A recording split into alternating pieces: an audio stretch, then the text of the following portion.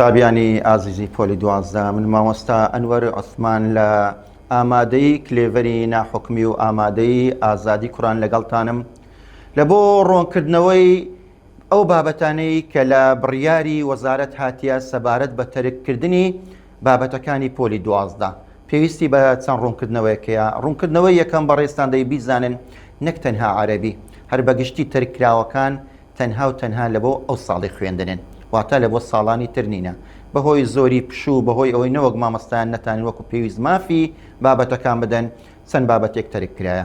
جا ئەمن وەکو تایبەتمەندێکی زمانی عەرەبی تەنها ئەوە تیشک دەکەمە سەر ئەو بابەتانێکەوە پەیوەندی بە زمانی عەرەبی و بە ئیخساسەکەی خۆم هەیە.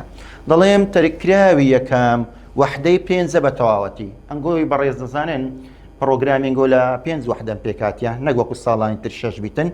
وەحدەی پێنجەمیان بە کاملی تەرکە.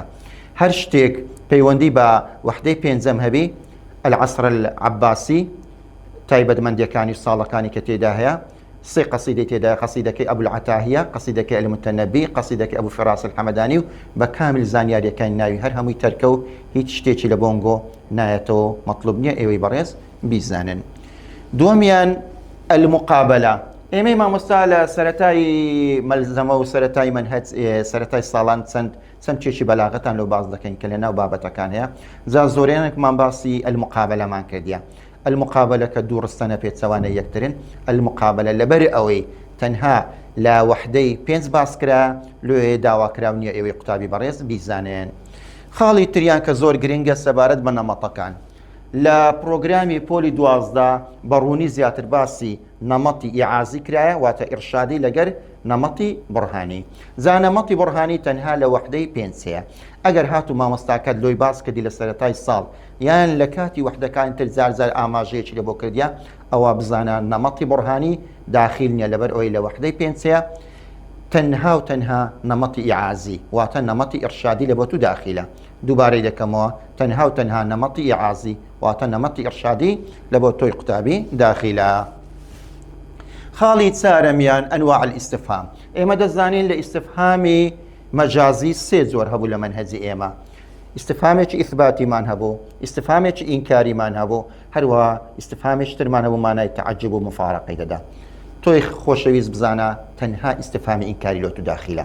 تەنها و تەنها ئیستفهامی ئینکاری داخلە، ئەویش کە لە وەحدەی سێ هەیە کەواتە ئیستفهامی ئیثباتی، ئیستفهامی مفارەقە و تەعەجب کە لە وەحدەی 5 بوون پەیوەندیان بە وەحدەی 5 لۆیە لە سەرەتی قوتابی نیەکەوە بیزانی و مەطلوب نییە لە تۆ. خاڵی تریان سەبارەت بە حیکمە.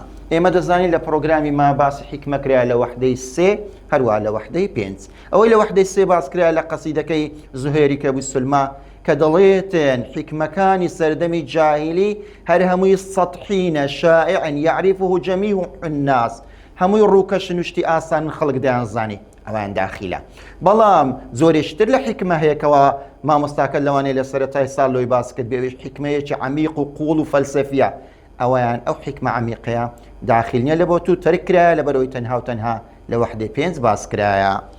خاڵی تریان سەبارەت بە ئیجاز. دوا خاڵیان سەبارەت بە ئیجاز. ئیجاز واتە کورد بڕێ، بریتی بوو لەوێ دەمانگۆ دەربڕینی مانایەکی زۆر بە چەند وشەیەکی کورد، ئەوەیان پێناسەکەی لە وەحدەی 5 پێناسەکەی نەمایە. هەروەها ئیجاز لای دوو شاعران هەبوو، لە تایبەتمەند و خاصیەتەکانی دوو شاعران بوو، کەعبی کوڕی زوهێر و ئەلمتەنەبی. لەبەرەوەی ئەلمتەنەبی لە وەحدەی 5 ئیجاز لای متەنەبیش نەمایە. تەنها تۆی قوتابی لەسەرتە ئەوەن دەبزانی ئیجاز یەکێکە لە تایبەتمەندیەکانی قەسیدەکەی چێ؟ قەسیدەکەی کەعبی کوڕی زوهێر.